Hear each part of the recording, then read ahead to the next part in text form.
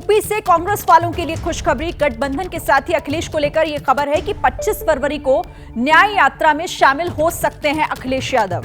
आगरा में राहुल की न्याय यात्रा जब वहां पहुंचेगी तो अखिलेश यादव भी उस दौरान साथ दिखाई दे सकते हैं।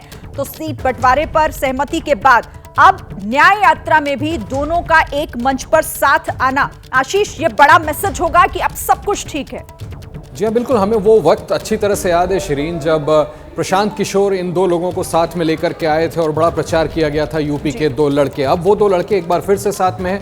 आगरा का महत्व मुझे इस तरह से पॉलिटिकल लगता है कि वेस्टर्न यूपी का वो इलाका है जहां पर हम ये उम्मीद कर रहे थे कि आरएलडी के साथ 7 सीटों पर समाजवादी पार्टी का अलायंस हुआ था और ये तीनों दल आपस में मिल करके लड़ेंगे। उनके बाहर जाने के बाद अखिलेश यादव का ये फैसला करना, जो कि अब तकरीबन तय है क्योंकि अलायंस हो गया। खुद अखिलेश यादव ने कहा था कि सीट शेयरिंग एडजस्टमेंट हो जाए तो ही मैं न्याय यात्रा में शामिल होगा। खुद कांग्रेस अध्यक्ष ने उन्हें न्योता दिया है। तो ये एक बड़ा फॉर्मिडेबल मैसेज भेजेगा इंडिया अलायंस की तरफ से कि भले ही आरएलडी ने अपना पाला बदल लिया और एनडीए में चले गए हों, लेकिन समाजवादी पार्टी और कांग्रेस पूरे दमखम से सिर्फ ईस्टर्न यूपी और बाकी इलाकों में नहीं, वेस्टर्न यूपी में भी अपना दम आजमाएगी।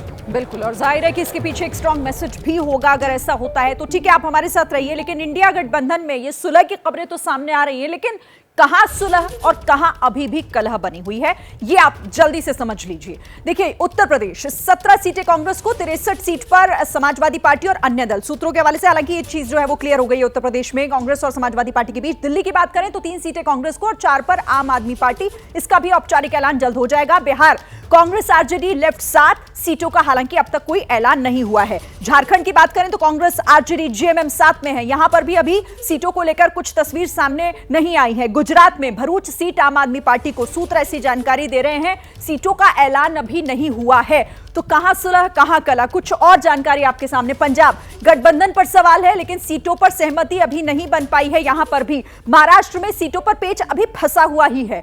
39 सीट पर सहमति का दावा जरूर किया जा रहा है। पश्चिम बंगाल पर नजर डालें तो टीएमसी की अलग रहा है, कांग्रेस और लेफ्ट यहां पर जो है वो साथ दिखाई दे रहे हैं। इसके अलावा बात जम्मू कश्मीर की, एनसी पीडीपी कांग्रेस में पेच, सीटों का ऐलान भी अब तक नहीं है। केरल गठबंधन पर सवाल, कौन छोड़ेगा यहां पर सीट।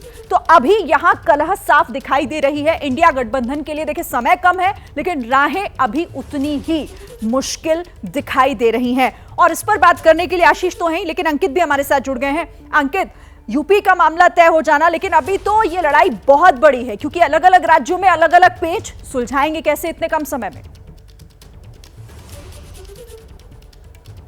निश्चित तौर पर श्रीन, और ये देखिए सबसे बड़ी चुनौती कहां पर आ रही है। एक तो जो महाराष्ट्र के लिए हम बात करेंगे और दूसरी बात करेंगे बंगाल के लिए। बंगाल में सबसे बड़ी चुनौती क्यों? क्योंकि ममता बनर्जी साफ कह चुकी हैं कि हम जो है अलग चुनाव लड़ने के लिए तैयार हैं। और उसकी वजह क्या है? उसकी वजह यह है कि लेफ्ट जो है, लेफ्ट के साथ ममता बनर्जी आ नहीं सकती है, लेफ्ट और टीएमसी आ नहीं सकती है। और केरल में जो है जो लेफ्ट है वो अपनी जो धाक जमाते हुए जो कांग्रेस से कह रही है कि यहां पर हम ज्यादा सीटों पर चुनाव लड़ेंगे। तो ये इस तरीके के जो समीकरण बन रहे हैं। हाँ। तो ये जो एक पेचीदा विषय है कि कहां कितनी सीट शेयरिंग होगी। हालांकि यूपी में जिस तरीके से कांग्रेस ने छोटे भाई का जो है रुख अख्तियार किया है या रोल जो है सामने लिया है, वो निश्चित तौर पर इंडिया गठबंधन के लिहाज से जरूर एक पॉजिटिव मैसेज देता है। लेकिन वहीं अगर हम बात करते हैं एनडीए गठबंधन की, तो जहां इंडिया गठबंधन अभी चर्चा ये कर रहा है कि कैसे जो अलायंसेस किए जाए, एनडीए गठबंधन चर्चा ये कर रहा है कि कैसे अब हम जो है अपना जो चुनाव प्रचार को आगे बढ़ाएं, कैसे उम्मीदवारों को फाइनल करें। और इसी वजह से आपको अंतर साफ नजर आएगा इंडिया गठबंधन में और एनडीए गठबंधन में।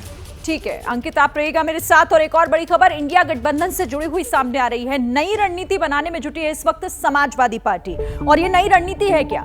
रणनीति है कि कई छोटे दलों को साथ लाया जाए और इसी कोशिश, इसी कवायद में इस वक्त समाजवादी पार्टी है।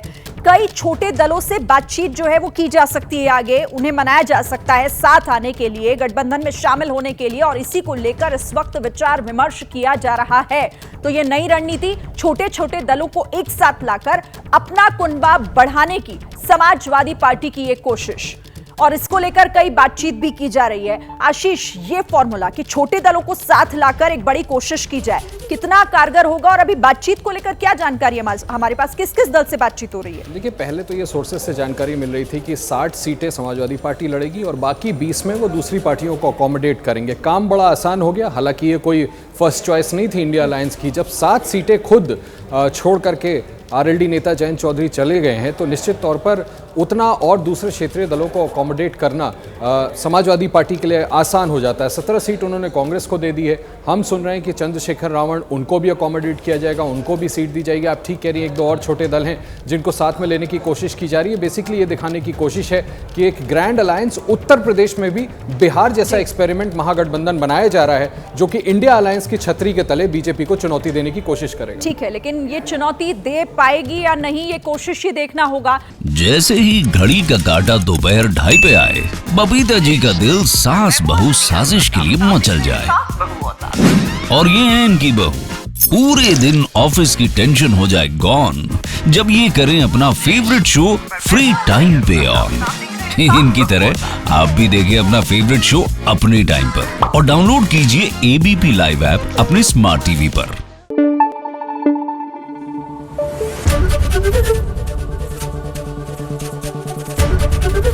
एबीपी न्यूज आपको रखे आगे।